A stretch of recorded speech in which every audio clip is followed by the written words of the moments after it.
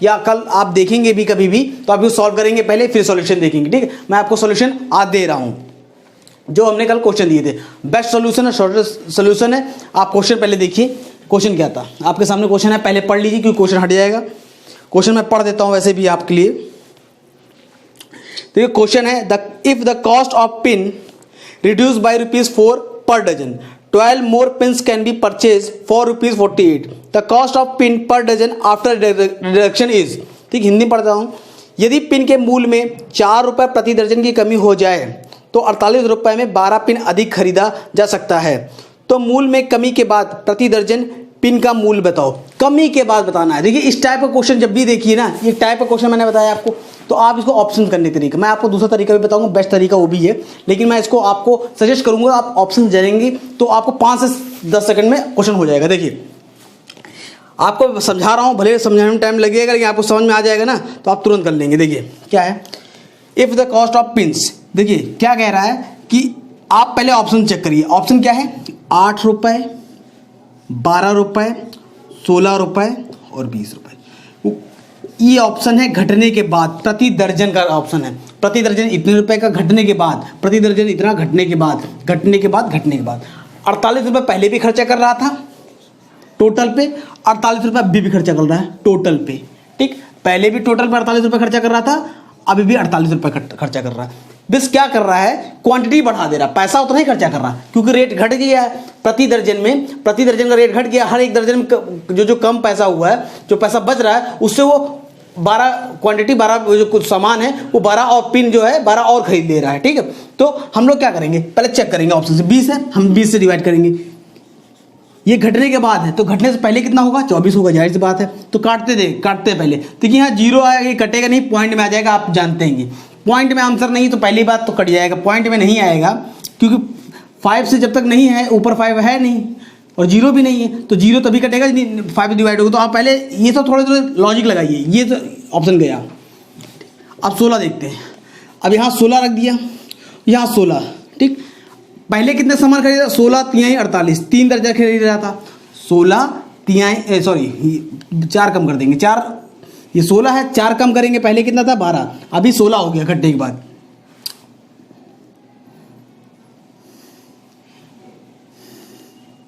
हाँ, अब घटने के बाद ये पहले 20 था, अब घटने के बाद 16 हो गया। पहले 20 था, अब घटने के बाद 16 हो गया। अब हम क्या करेंगे, अब यहाँ 0 फंस रहा, भाई फंस तो रहा ही है। अभी 16 हो गया, ये घटने के बाद है, घटने से पहले कितना 20 था, तो भाई 0 फंस गया ना, 500 कटेगा नहीं, पॉइंट में आ जाएगा, पॉइंट में हमारा आंसर आ नहीं रहा। ठीक है, तो अब क्या करेंगे, ये भी कट गया, 12 लेते हैं, तो अभी 12 है, तो पहले कितना होगा, 16 होगा। 16 था, घट के 12 हो गया। अब क्या, पहले कितना खरीद रहा था, 1 दर्जन का मूल्य इतना है, टोटल इतना खर्चा कर रहा, तो कितने दर्जन खरीद रहा था, 16 तिहाई, 3 दर्जन खरीद रहा था। अभी कितना खरीद रहा, 12 चौका 48, 4 दर्जन खरीद रहा। अब बताइए ये 3 दर्जन कितना, 12, 1 दर्जन 12 होते हैं, तो 12 तिहाई 36 आर्टिकल पहले खरीद रहा था, अभी कितना खरीद रहा, 12 चौका 48।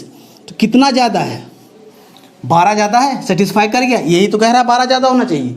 आप इस तरह करके निकाल सकते हैं, तो ये हमारा सही है। अब 8 पे भी चेक कर सकते हैं, 8 पे ये आपका आंसर आ गया। ठीक है, और 8 पे चेक करेंगे तो ये आप, ये क्या है 8, तो यहाँ 12, तो ये कितना हो जाएगा, 8 8 से 48, और ये 12 चौका 48, तो 12 चौका 48। ठीक है, तो अभी ये मतलब कि ये इतने दर्जन खरीद रहा था पहले, अभी इतना खरीद रहा, तो पहले सामान कितना था, 12 चौका 48 खरीद रहा था, 12 छक्के 72 अभी खरीद रहा, तो क्या 12 अंतर आ रहा, नहीं बहुत ज़्यादा आ रहा है। ठीक है, तो आपका ऑप्शन यही सही होगा। ठीक, आप ऑप्शन से जा सकते हैं, बेस्ट तरीका है। अगर ऑप्शन से नहीं जाना चाहते, उसका भी उपाय मैं आपको बता रहा हूँ। आप एक्सेस करके कर लेंगे, हमको उम्मीद है। ठीक है, लेकिन हम एक्सेस करके नहीं बता रहे हैं। देखिए कैसे करेंगे। अब क्या कह रहा है, 12 आर्टिकल। अगर आपको तरीका करना है, आपको ये ऑप्शन तरीका नहीं लगा है, उसका तरीका बता रहा हूँ। वो क्या कह रहा है, ₹4 की कमी हुआ, ₹4 के पर दर्जन में, मतलब कि ₹4 कमी हुए 12 आर्टिकल में। यूँ करेंगे, 12 आर्टिकल में हर एक दर्जन में वो कितना बचा रहा है, ये सर देखिए आप, मोटी मोटी एकदम हिंदी बात समझिए।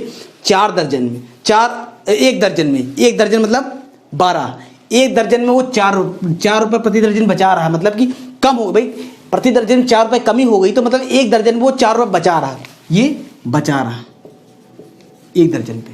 एक दर्जन में कितना होता है? 12 आर्टिकल, 12 आर्टिकल या 12 पिन में वो 4 रुपये बचा रहा, ठीक। एक पिन में कितना बचाएगा वो? 4/12, मतलब 1/3, इतने रुपए बचाएगा एक पिन पे, ठीक। आपको ये समझ में आ रहा होगा, एक पिन पे इतना बचाएगा। अगर वो एक पिन पे इतना बचा रहा है, एक दूसरे पिन पे इतना बचा रहा है, तीसरे पिन पे 1/3 है, इतना बचा रहा है, हर आर्टिकल हर पिन पे वो बचा रहा, तो उसने कितने पिन खरीद, मतलब उसके पास थे कितने पिन पता नहीं मुझे ना, तो एक्स पिन थे, एक्स पिन मान लिया हमने, टोटल कितने थे, हर आर्टिकल पे इतना बचा रहा, तो एक्स पिन थे उसके, तो एक्स पिन पे कितना बचाएगा वो? हर आर्टिकल पे हर पिन पे वो 1/3 बचा रहा, तो एक्स पिन पे कितना बचाएगा? x/3 रुपए, इतने रुपए बचा रहा। जो बचा रहा है, जो पैसा बच रहा है उसका, वो जो एक्स्ट्रा पिन खरीद रहा है उसी रुपए में तो खरीदेगा, जाहिर सी बात है। तो उसने क्या किया, ये जो इतने रुपए उसने टोटल बचाए, टोटल पे एक पे इतना बचा रहा, तो एक्स आर्टिकल थे, तो एक्स पे इतना बचाया, x/3 रुपए का, x/3 रुपए का वो 12 पिन खरीद सकता है, तो x का मान क्या आएगा?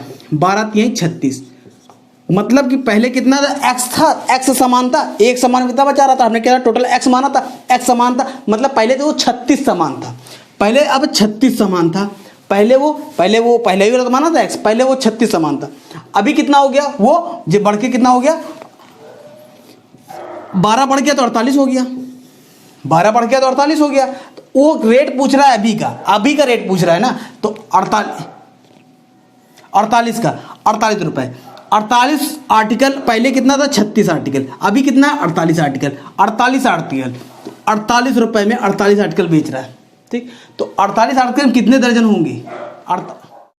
पहले वो 36 वस्तु खरीदता था, अभी 48, तो 36 पिन मतलब कितने? अगर दर्जन में चेंज करेंगे, एक दर्जन 12 होते हैं, हम 12 डिवाइड कर देंगे, 12×3, हम ये 3 दर्जन, पहले 3 दर्जन खरीद रहे थे, अभी कितना हो गया?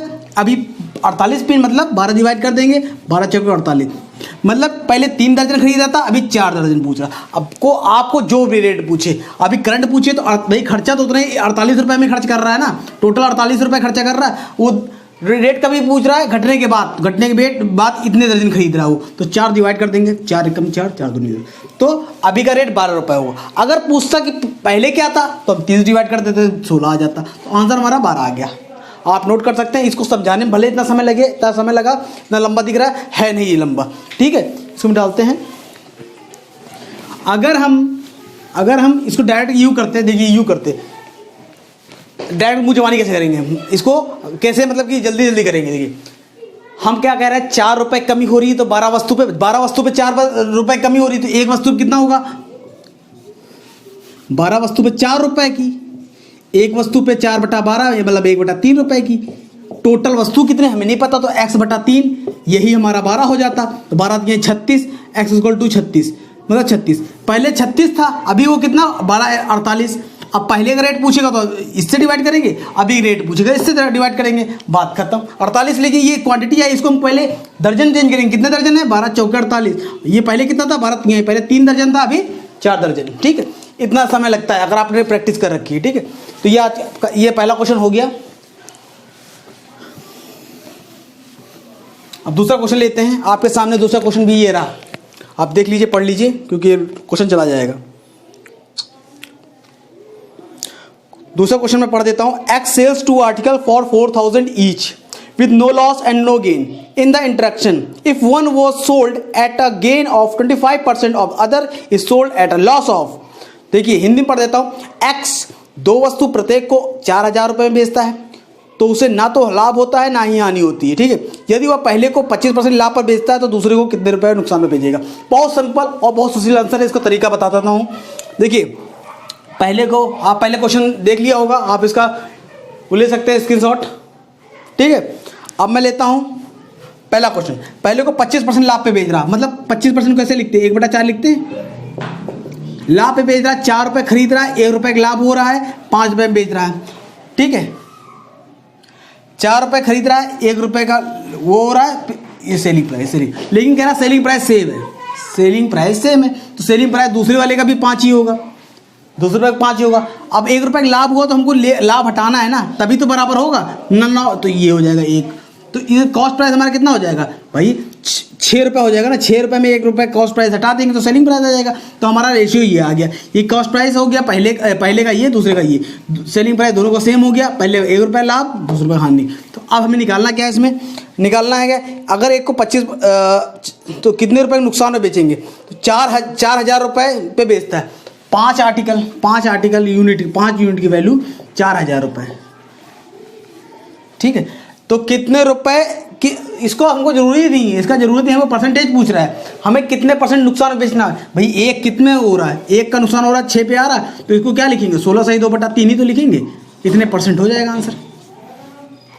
समझ में आ गया होगा आपको। देखिए पहले को 25% लाभ पे, देखिए पहले कहता है कि वो टोटल पे 2 सामान खरीदता है और बेचता है, पहले बेचता है तो उसे ना लाभ होता है ना हानि होता है, दोनों को 4-4 हज़ार रुपये बेचता है। ठीक, सेलिंग प्राइस सेम है, तो क्या पहले को कहता है अगर 25% लाभ पे बेचे तो दूसरे को कितने % हानि पे बेचेगा, तो पहले को 25% लाभ मतलब 1/4, 4 रुपये खरीदता है, 1 रुपये का फायदा है तो 5 रुपये बेचता है। सेलिंग प्राइस सेम है, सेलिंग प्राइस 1 रुपये फायदा हुआ तो हमको माइनस करना है, 1 रुपये हट गया, तो भैया 6 में से 1 ये सेलिंग प्राइस, ये हमारा सेलिंग प्राइस है, ये हमारा लॉस है, तो कॉस्ट प्राइस कितना होगा भाई इन दोनों को जोड़ देंगे, कॉस्ट प्राइस आएगा भाई, लॉस हुआ है ना, 6 पे 1 रुपये का लॉस हुआ सेलिंग प्राइस। तो हमें क्या पूछ रहा है, कितने रुपए का लॉस हुआ, कितने % लॉस हुआ। लॉस हमेशा सीपी पे निकलता है, हमारा सीपी ये है, लॉस ये है, 1/6 का लॉस हुआ, 1/6 का लॉस मतलब क्या होता है 16 सही 2/3%। ठीक, नहीं आता तो इस तरह लीजिए, इंटू 100 एंड 2 5 जा 2 3 जा, ठीक है, 16 सही 2/3%, गुणा भाग कर लेंगे आप। ठीक, आपको उम्मीद करता हूँ समझ में आ गया होगा, सिंपल था, आसान से था। इसी तरह का क्वेश्चन आते हैं एग्जाम में, मैं फिर आपको ऐसी 2 क्वेश्चन दूंगा, फिर आपको सॉल्व करना पड़ेगा, आपका ये तरीका समझ में आ गया होगा। ठीक है, आपको ये सेशन कैसा लगे आप हमें कमेंट करके बता सकते हैं, और हमारी वीडियो को लाइक करिए और शेयर करिए। Thank you very much.